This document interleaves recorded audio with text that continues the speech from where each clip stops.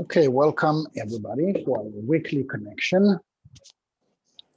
So we know that very often, if not most of the time, um, the interpretation or um, the discussions that are going on in the Zohar rarely have anything to do with the literal story that's written in the Bible.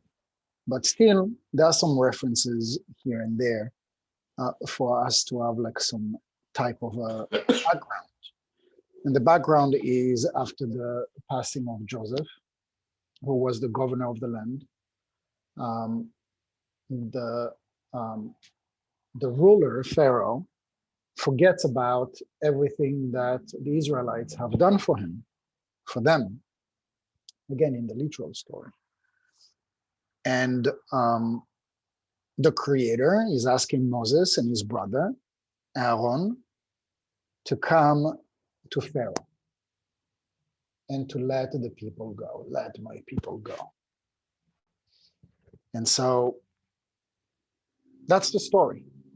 Okay, and then we go into like the 10 plagues and whatnot, the Hollywood story. Yes, everybody's with me?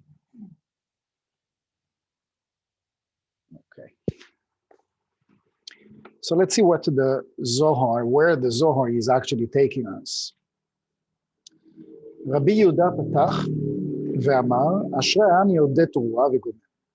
כמה צריכים בני אדם ללכת בדרכי הקדוש ברוך הוא. And so from come to Pharaoh, for confused his heart or whatnot, it says how much human beings it is recommended that they go on the path of the light, on the path of the Creator, ולשמור מצוות התורה, and to hold on to observe the precepts of the Torah, of the Bible, כדי שיזכו על ידי בעולם הבא, so that they can merit all the blessings, all those blessings in the world to come, ולהציל אותם מכל המשתינים למעלה ולמטה, and to save them from all persecutors, all negative influences in the above and below. So in the above is the spiritual world, and the below is our physical reality. So it's very mystical what's going on here, but although mystical, it is what we're experiencing on a moment basis, meaning that every moment of the day, we are making choices which forces do we empower? Do we empower the soul or do we empower the body consciousness? כי כמו שיש משתינים בעולם למטה, the same way that there are negative influences or influences, it's a good word, especially with all the social media that's going on right now. כמו שיש משתינים בעולם למטה, so the same as there are influencers in the realm, in the physical realm, גם נמצאים משתינים למעלה. There are influences that are either speaking on your behalf or speaking against you in the upper world, the same as in this physical world. There are people that certainly speak good about you, and when your name is mentioned, there are people that don't have such a good experience of you. So you have like the contrast. עמדין להשתין על בני אדם. And so those influences, negative influences that are also standing in this physical reality, they are, interconnected, but they are really the projection of the ones that are standing in the upper world. And so we are stating this fact as, as if they're there, but remember what we said at the very beginning. אשרי העם יודעי תרועה, כמה צריכים בני אדם ללכת בדרכי הקדוש ברוך הוא. So if man basically stands on the and he's observing all the precepts, and only that would basically give human beings the merit, to have those good influences in the upper world, but also in down here in this physical reality. So, what do you make of luck? What do you make of chance? What do you make of coincidence? What do you make of anything like that? Like, you can say, oh my gosh, like this guy just has like this luck to be at the right place at the right time. He met this guy, he had this opportunity, he had this phone call. He was just like right at the right place, right at the right time, speaking to the right people. And he got so lucky and he got so successful. And I envy him because we grew up together, we studied together, we went to the same school, we had the same teacher, we had the same coach, we had the same everything. He was successful and I was not. So if we're just reading like this one paragraph, that could answer that. That it's like the story of the chicken and the egg. I like, bringing this back up because now that we know about it, it's obvious what comes first. And as I'm asking the question, even though we spoke about it, like a few times, like the question is still like remaining, like, so what's the answer? So what comes first, the chicken or the egg? Let's see if you're following. What comes first? The chicken or the egg?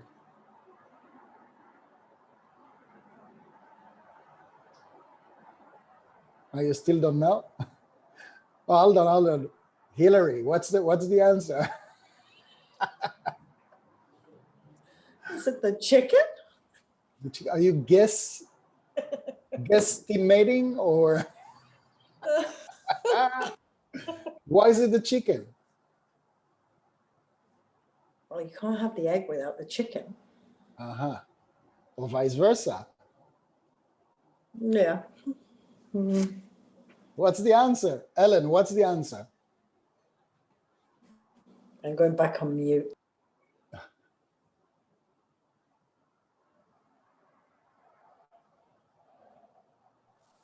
I'd say neither's first. I mean,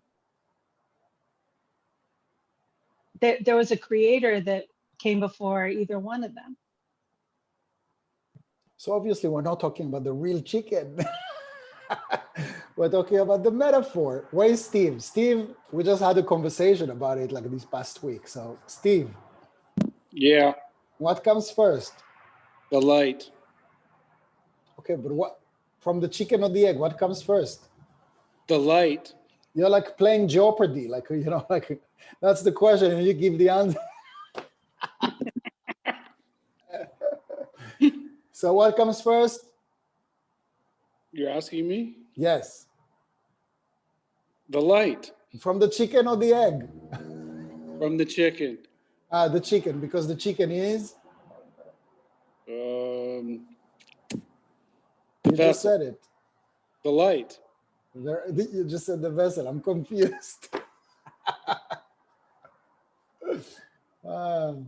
Okay, yes. So the chicken or the egg, the chicken represents the light. Represents. It's not like, we're not talking about the cocoa, we're talking about the light. And so what comes first, the light or the vessel?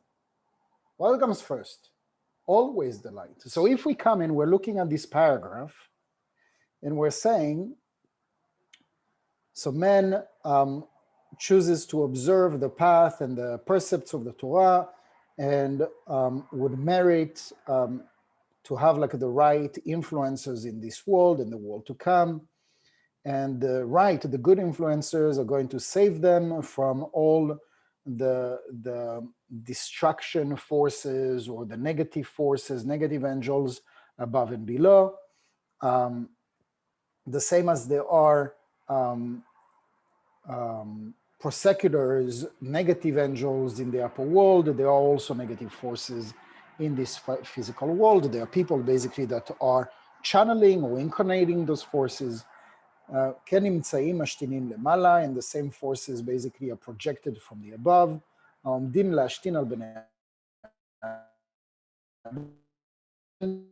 Observing, waiting to judge us. etc., etc. So what comes first?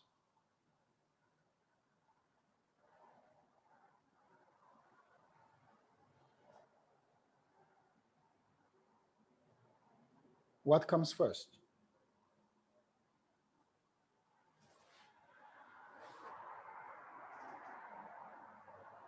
I just want to make sure that we're on the same page before I continue.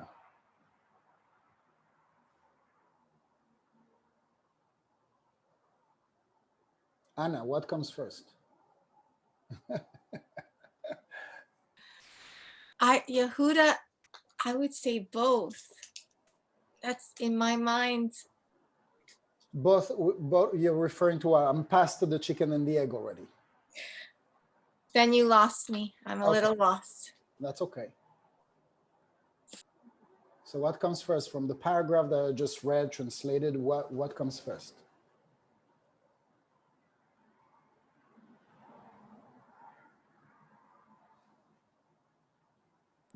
Can you read it again, Yehuda? Of course, with pleasure. Okay.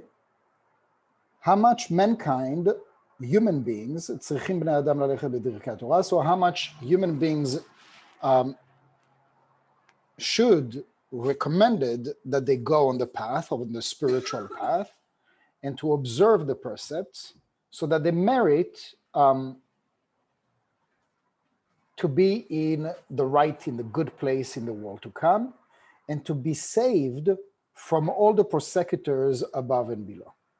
Because the same as they are mashtinim, prosecutors, negative forces in the world below, they're also found in the upper world. And so they are standing up there and down here to basically prosecute and judge us. What comes first?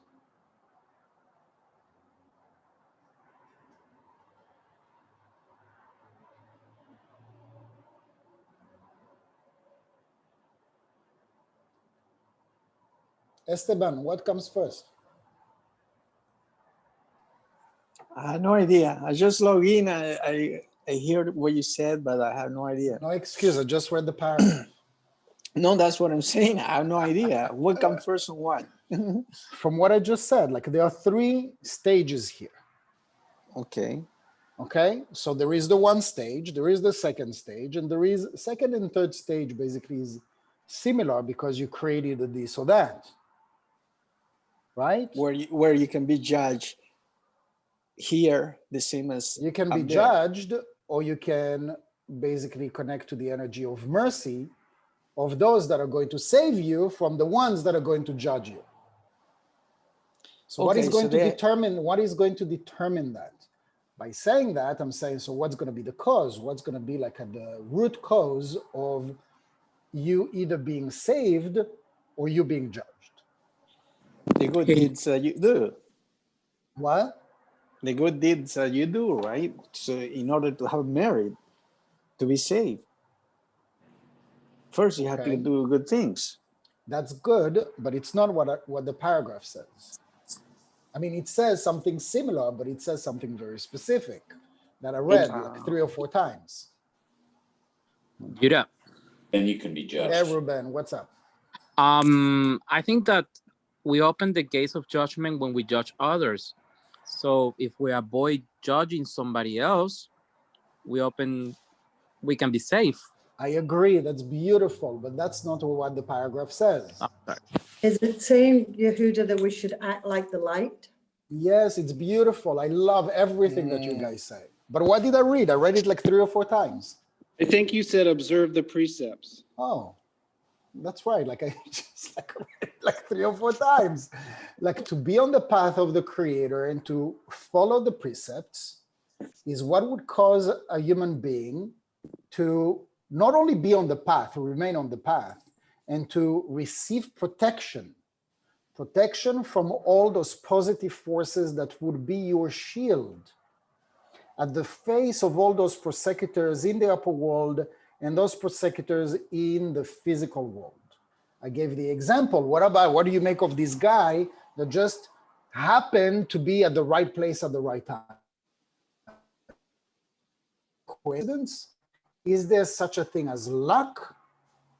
if we read this paragraph, and obviously much more in the study of Kabbalah, we learn that there's no such a thing as luck.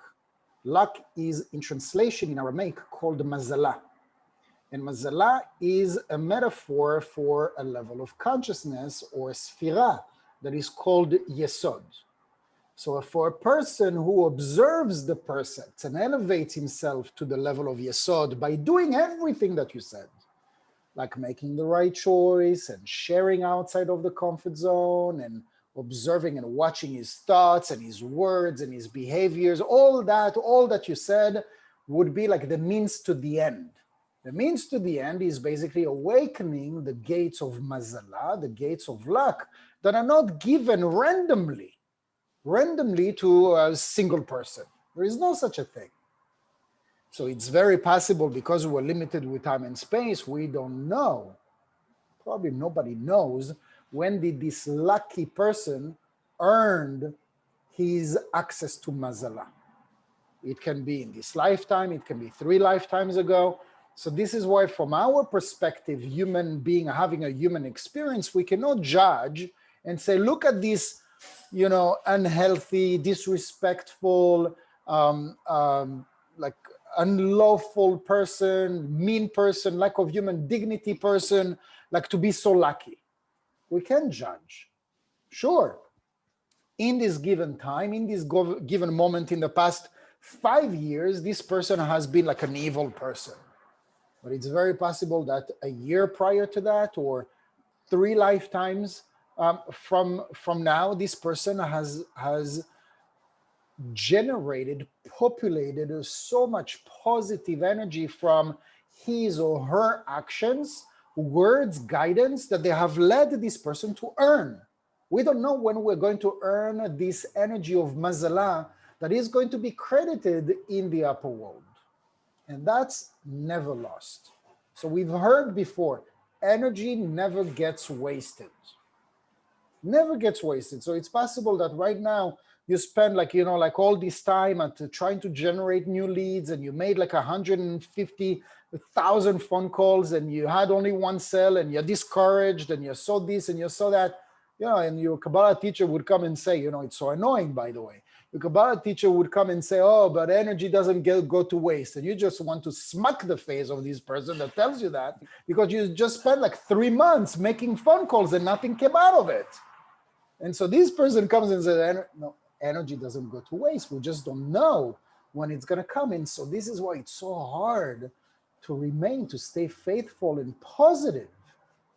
Because yes, we know that to be positive and sharing and outside of the comfort zone and do restriction is good for us. We know the theory of it.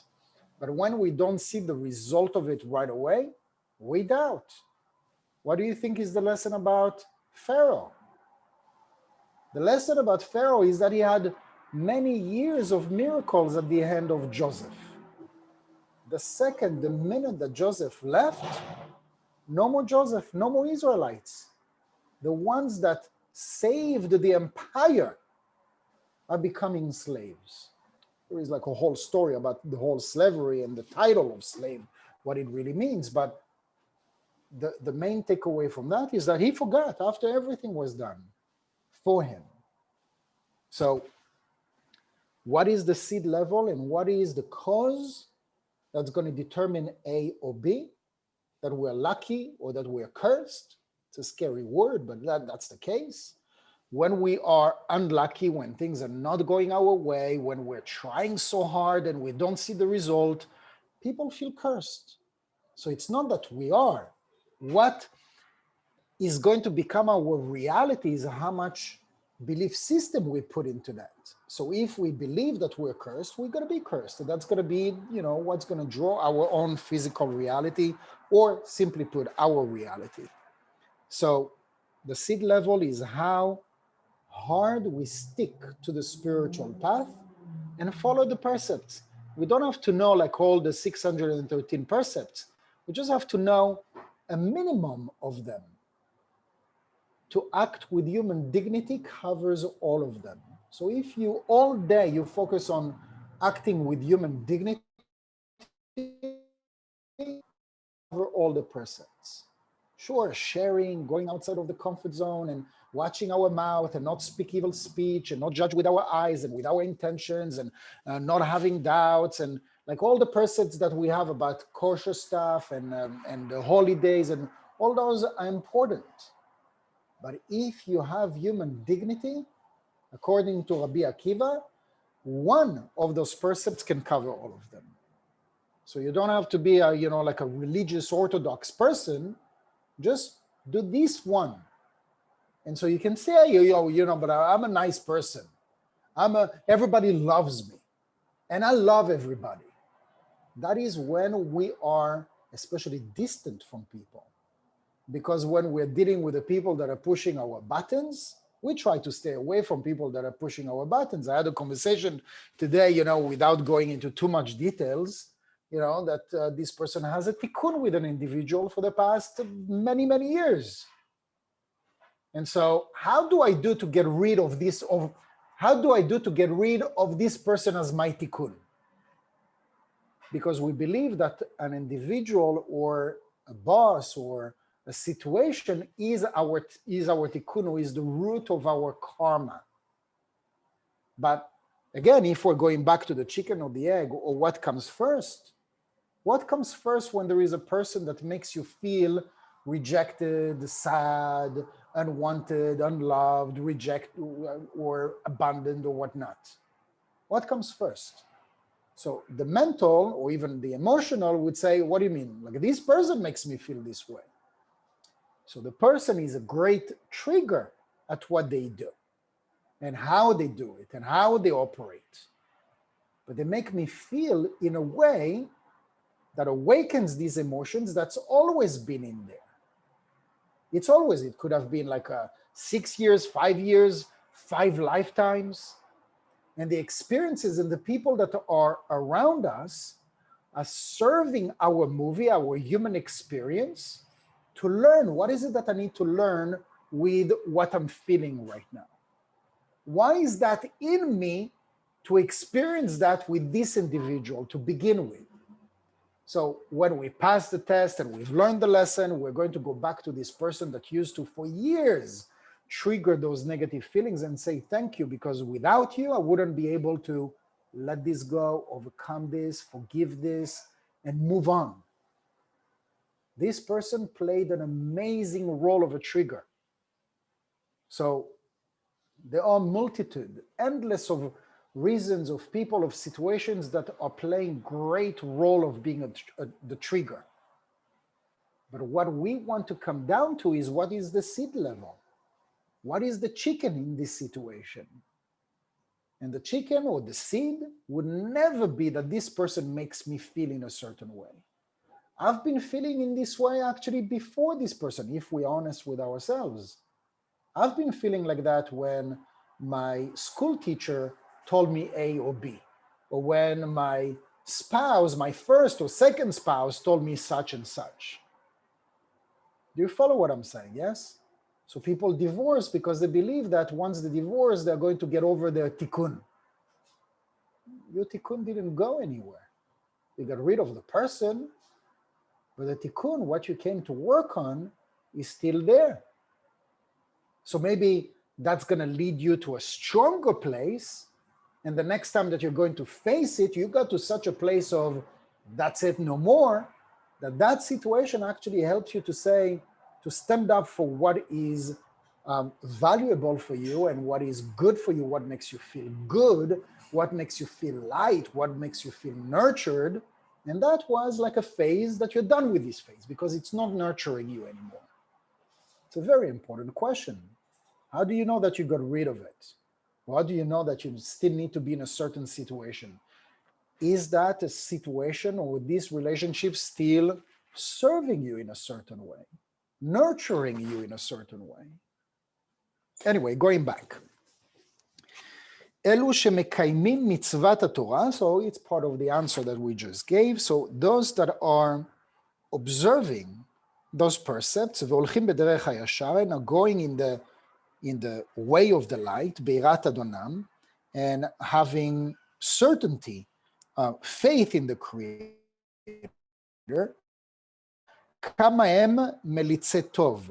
How much they are magnets of good. Magnets of good. So we can be busy our entire day with our job, with our family, with the things that we're busy with. But how much do we populate? How much do we generate light in this day? So part of the role of Pharaoh, that is another code name for Satan, for the ego, is to distract us from generating light. So what is the great plan of the ego to distract us from generating light? Get us busy. Get it busy. Whatever we have as routine, task list, busy schedule, meeting 15 people a day, our childhood, our family, coffee with this one, I need to go for coffee with that one. And by the way, I've heard so many times people that are going with, with a childhood friend or whatever, with a work friend for the past 15 years. And the past 15 years, this friend, the same friend, all that this person has done is complaining and being a victim. And you're a good friend. As a good friend, it is your role to be there for the people that you care about and for the people that you love, isn't it? And so you are finding yourself in a conundrum, because it's only when we get to Kabbalah 1 that we're like starting to like, wait a second, what is this bread of shame again? The bread of shame has been a killer for so many people. Killer, not physically killing, but like, killing their desire to continue study, for example, because they realize, wait a second, if that is bread of shame, I have bread of shame with this friend and with my spouse and with my child and with my best friend and with my boss and with my neighbors. I have bread of shame with everybody. I'm giving bread of shame to everybody, and I'm receiving bread of shame from everybody, every single relationship. Not to be in bread of shame is working a very, very fine line. And if we're not consciously aware in every exact moment, which is basically every moment of the day, in that connection to this or to that or to this person or to that relationship, we're in bread of shame. If we don't keep it in mind, am I giving and am I receiving bread of shame right now? If we stop thinking about it, we're in bread of shame. Because it's such a thin line, like a razor thin line, that too much giving, not too much giving, like 1% more giving is like making us tip to the side or making us tip to the other side. And we can give bread of shame, or we can receive bread of shame just like that. And most of the relationships that we have with anybody, with our children, spouse, and neighbors, and best friends, and boss, and employees, and whoever it is, with a gardener. Like I was speaking to somebody that is giving bread of shame to their gardener. Why? Because today, like they were in a rush and they needed to go to the doctor, and they just did like 10% of what they were supposed to. And so you gave them like a free ticket. And the person say, oh, thank you so much, and I'll catch up there later. And you say, no, don't worry about it. What do you mean, don't worry about it? If you tell them don't worry about it, you just gave them bread of shame. Right? You understand what I'm saying, yes? If we're not consciously aware that we're giving bread of shame, if we're not thinking about it, we don't want to also like the other side of the coin. Unfortunately, when we're obsessed about it, then it's a different discussion. Kama em melitze tov, so how much we can generate and populate positive energy that would tune in with those forces in the upper world that would speak for us, that would defend us against all those forces that yesterday, every time basically that I judged, that I was lazy, that I felt like a victim, that I didn't take responsibility, I procrastinated, every single one of those moments are created one packet of negative energy that generates enough power to create a force. What are those forces? How do we call them in Kabbalah? We call them angels. We generate angels with our good and with our bad decisions and actions. But in this portion, the Zohar is referring to how much power we have to create advocates that would defend us against those prosecutors. We just need to keep in mind, and we just need to keep the path, observe the path of the light. And how each and every single one of us is going to choose that path, I think it's very custom made to each one of you, because each one of you has a set of desires of a vessel, and the way that you're going to connect to the light is not the way that I'm going to connect to the light. העומדים עליהם למעלה, כמו שאמר, and so those positive forces are standing in the upper world, like angels, like protective angels, guides.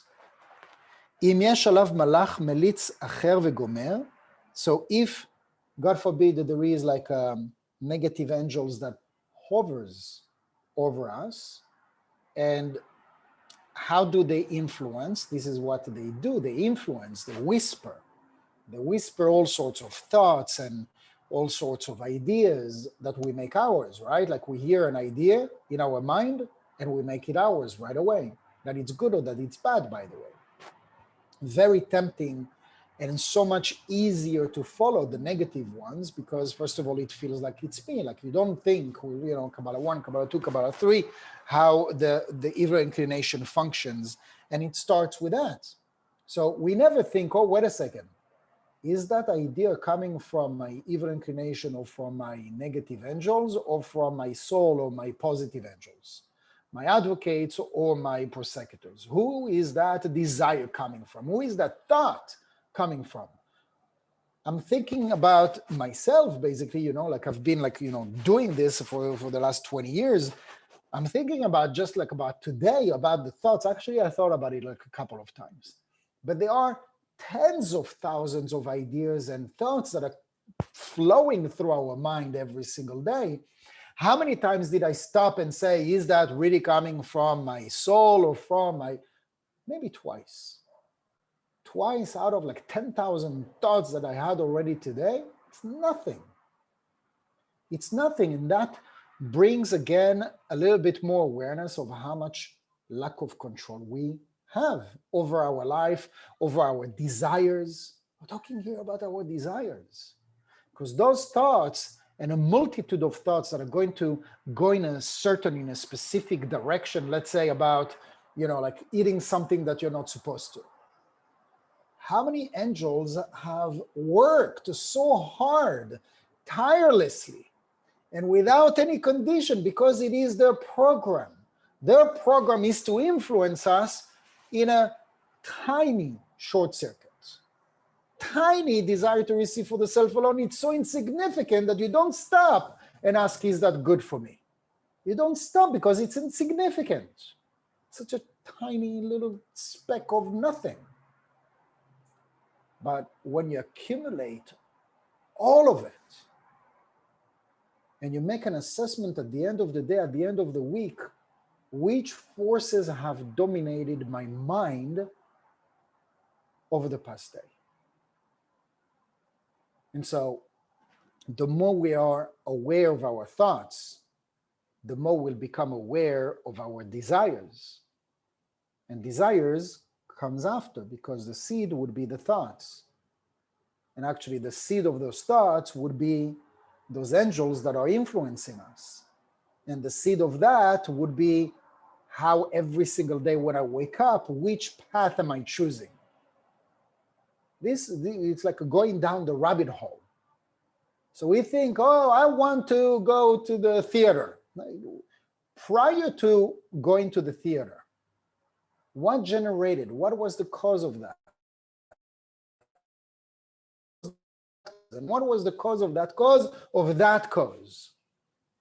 So I trust, Anna, if I lost you earlier, I probably lost you now, but it's okay. It's just like, like for the sake of, like connecting to what the Zohar is telling us. Kama hem melitzeh tov. By choosing the path, we wake up in the morning. Remember we spoke about like the positive affirmation last week? We start our day with the energy of mercy, at least conscious decision. I wish, make it like a prayer. A prayer is basically a meditation.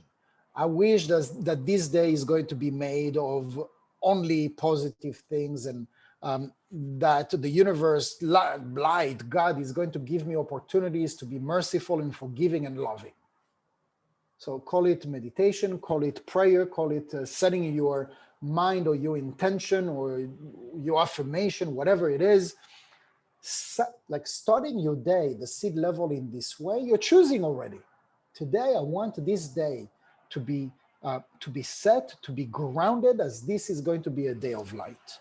And by choosing, by making this choice, you're opening a door to create a landing pad of all these opportunities and all these thoughts and all these initiations, initiatives to come into your mind, to come into your heart, so that this day can be made as a day that you're going to generate positive angels that are going to protect you against all those negative angels, negative persecutors that are going to be maybe presented in this physical reality, but as a seed level in the upper world. We have the power to control that. Can you believe that we have the power to control that? It's unbelievable. So those positive angels, they are standing above. So above is not like physical, it's a consciousness level. And so if there are any negative angels or negative forces, negative persecutors in the physical or the spiritual realm, those same positive angels would protect us. They will protect us. וכתוב, ויחרנו ויאמר פרעה מרדת שחת מצאתי כפר. משום זה, אשרי הוא מי ששומר מצוות התורה. And so we mentioned earlier that Pharaoh forgot all that Joseph has done. And the one thing that is going to protect us from that, Ashrei hu mi sheshomer mitzvat haTorah, is the one that is choosing the precepts and is choosing to stay on the spiritual path. אם כן, למה צריכים כאן מלאך שיהיה מליץ על האדם, והרי כתוב, כי השם יהיה ושמר רגליך מלכד. וכתוב, יהיה שמרך מכל רע, שהקדוש ברוך הוא רואה כל מה שעושה אדם בעולם, הן טוב והן רע, וכן הוא אומר, אם יסתר איש במסתרים, ואני לא אראנו נאום השם, ואחר כך, למה לי מלאך, להמליץ או להשתין. Okay. And so, there is a very interesting question here that says, so why is it that we need an angel that is going to be the advocate of an individual? And the answer is, Hashem ishmerecha mikol ra. The Creator will save you, would protect you. No, ishmerecha would, what's the exact translation?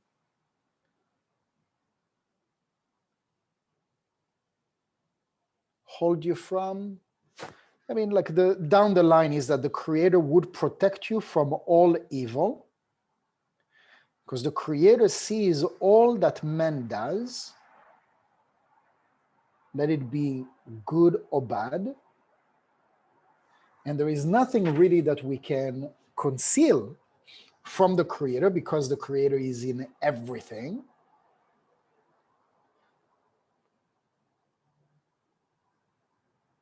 The angel is only to להמליץ, is only to suggest. So it's like you have like the prosecutor, you have the advocate at the court. And basically they are in front of a jury, in front of the judge. They are raising the case and they recommend the court, they recommend the judge to declare this person guilty or innocent. And so this is what the role of those angels is. They're not the executioner. They're not the ones that are going to determine if this person is guilty or innocent. Their role is to advocate. Their role is to raise a case.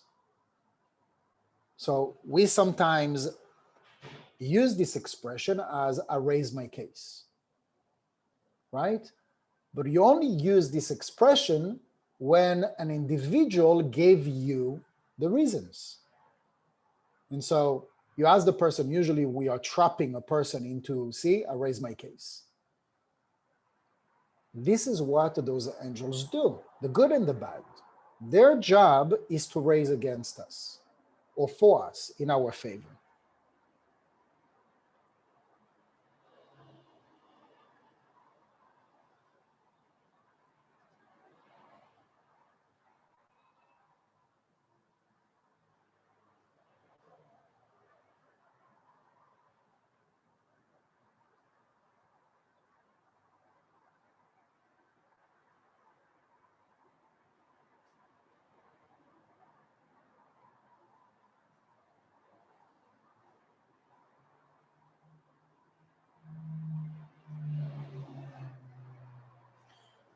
Okay, the rest basically says about the same thing, about the righteous or about the opposite, that are the wicked people, that it is so much easier for a righteous person to generate, to populate these positive energies, and for the wicked person to be in tune with the negative forces. So what are we? Are we the wicked or are we the righteous? Anybody has the answer? I was going to ask you a question. The angel of the day, is it positive or is it When the you're neutral? referring to the angel of the day from the Ana Bekoach, Yeah, that's always positive. always positive. Okay. Yeah, we wouldn't let you scan angels that are negative. On Tuesday, we're going to connect to negative angels, and on Thursday, we're going to connect to positive. No, but it's where our consciousness is when we're doing it. Regardless, Okay, I get it. regardless where our consciousness is, the angels from the Ana Bekoach, the 72 names, scanning the Zohar, is to erect, is to awaken positive angels that would come and support us in our human ventures. So which one are we? Yehuda, isn't it always a struggle, like the good and the bad? As So long as we breathe this physical air. So the bad wolf and the good wolf, the one we feed the most wins. Yeah, perfect. Perfect example, yes. So which one are we? Both. Yeah, I want to be good. I don't want That wasn't my question, though. Which one are we?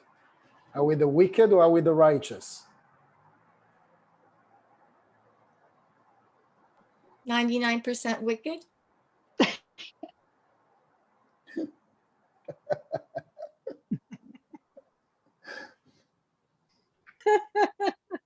Bad to the bone. That's right, Mom.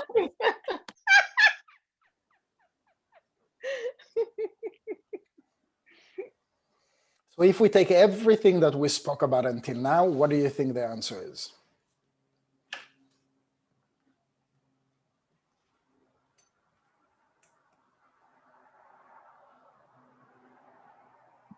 I think we crave the light. We We want to be with the Creator. We want to be with the light. Right. I think we're Think about it both. this way. Think about it this way. It's an extreme example, so take it with a grain of salt. So you have like a prisoner. A prisoner has probably done something, in most of the cases, has done something,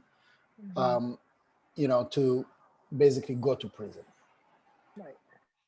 Every single moment, every single day that he's in prison is probably, most of the cases, there are exceptions, most of the cases would want to be set free, right?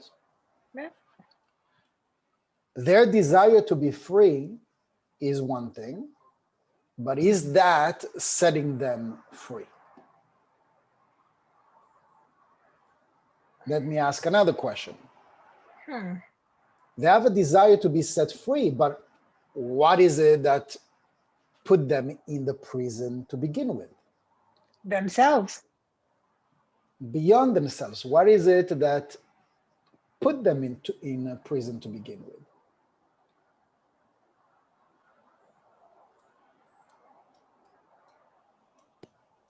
Their actions?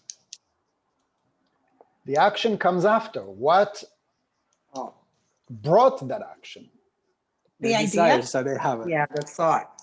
They had the thought, and after the thought, they had like a whole consideration. That consideration can be very impulsive, but even impulsive can take days, Yeah.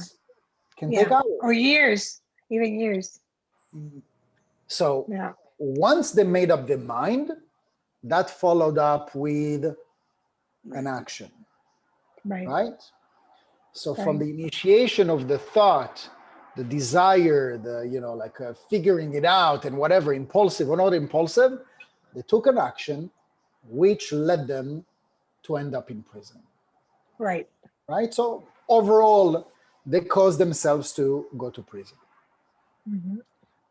That is obviously a metaphor for all sorts of situations that we are finding ourselves prisoners of. And in that prison, in a moment or a situation or relationship that we're trapped in, that can be a trap of like 5 minutes or a trap of 40 years, Mhm. right?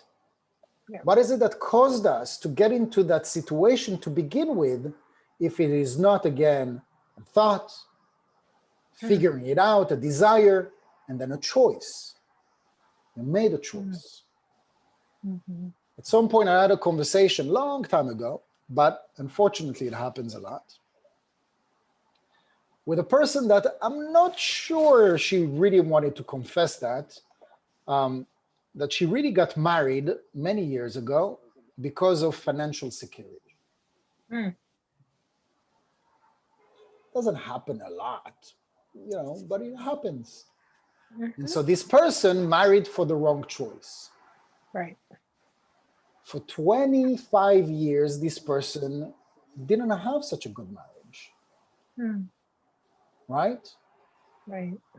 And so imagine every day, without going into the details, that she would go to sleep with this person and do what she's supposed to do. Not supposed to, I'm not using the right word, but having children, ultimately you need to do certain things to have children. She didn't love her husband. So imagine, that's a type of a prison that I don't want to think about. And all that started with what? One thought, consideration, choice, that led to 25 and ongoing marriage.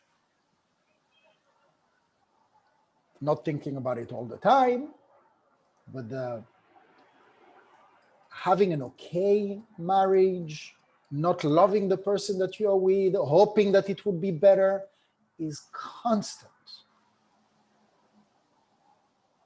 Let's use it as just like a little slight metaphor of the prison that starts with a choice. We make choices by the hundreds a day. One choice would bring us into a prison, a situation that we're not comfortable with,